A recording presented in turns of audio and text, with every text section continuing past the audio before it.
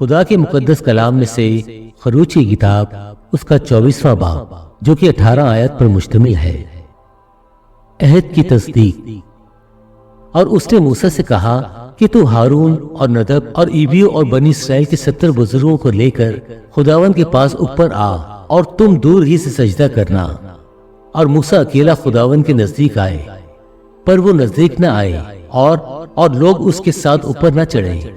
اور موسیٰ نے لوگوں کے پاس جا کر خداوند کی سب باتیں اور احکام ان کو بتائے، اور سب لوگوں نے ہم آواز ہو کر جواب دیا کہ جتنی باتیں خداوند نے فرمائی ہیں ہم ان سب کو مانیں گے۔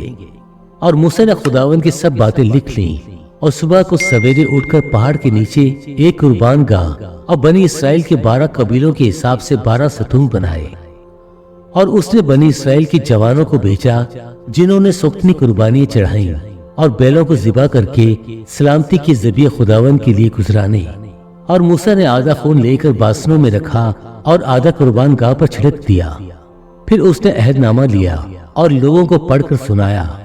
انہوں نے کہا کہ جو کچھ خداوند نے فرمایا ہے اس سب کو ہم کریں گے اور تابع رہیں گے۔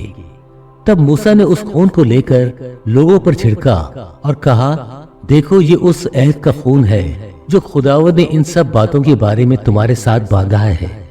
تب موسیٰ اور ہارون اور ندب اور ایبیو اور بنی اسرائیل کے 70 بزرگ اوپر گئے، اور انہوں نے اسرائیل کے خداوند کو دیکھا، اور اس کے پاؤں کے نیچے نیلم کے پتھر کا چبوترا سا تھا جو آسمان کی مانند شفاف تھا، اور اس نے بنی اسرائیل کی شرفا پر اپنا ہاتھ نہ بڑھایا۔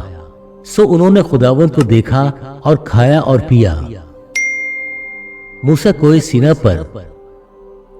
اور خداوند نے موسیٰ سے کہا کہ پہاڑ پر میرے پاس آ اور وہیں ٹھہرا رہے، اور میں تجھے پتھر کی لوحیں اور شریعت اور احکام جو میں نے لکھے ہیں دوں گا تاکہ تو ان کو سکھائے۔